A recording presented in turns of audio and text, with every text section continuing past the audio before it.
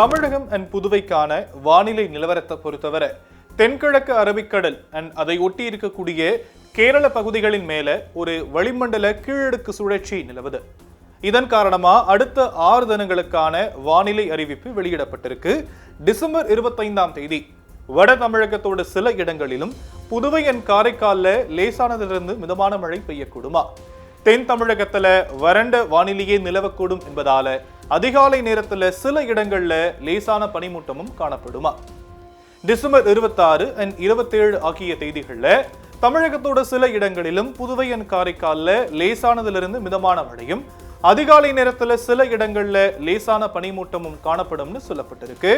December 28 and 29 ஆகிய தேதிகள்ல கூட Tamilagam Puduvai and காரைக்கால்ல வறண்ட வானிலையை நிலவுவதோடு அதிகாலை நேரத்துல சில இடங்கள்ல பனிமூட்டம் காணப்படும்னு சொல்லப்பட்டிருக்கு. டிசம்பர் 30ஆம் தேதி கடலோர தமிழகத்துடைய சில இடங்களிலும் புதுவை அண்ட் காரைக்கால்ல லேசானதிலிருந்து மிதமான மழைக்கு வாய்ப்பு இருக்குன்னு சொல்லப்பட்டிருக்கு.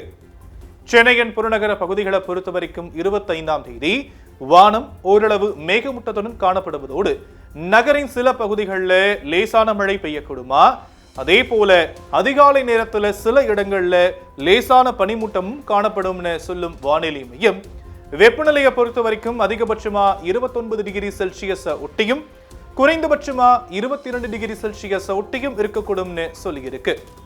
மீனவர்களுக்கான எச்சரிக்கை அப்படின்னா அரபிக்கடல் பகுதிகளில் டிசம்பர் 25ஆம் தேதியும் தமிழக கடலோர பகுதிகளில் டிசம்பர் 26ஆம் தேதி வரையும் வங்கக்கடல் பகுதிகளில் டிசம்பர் 28ஆம் தேதி வரையும் சூறாவளி காற்று மணிக்கு 55 கிலோமீட்டர் வேகத்தில் வீசக்கூடும் என்பதால மேற்குறிப்பிட்ட நாட்கள் வரைக்கும் மீனவர்கள் கடலுக்கு செல்ல வேண்டாம்னு அறிவுறுத்தி இருக்கு வானிலை மையம்.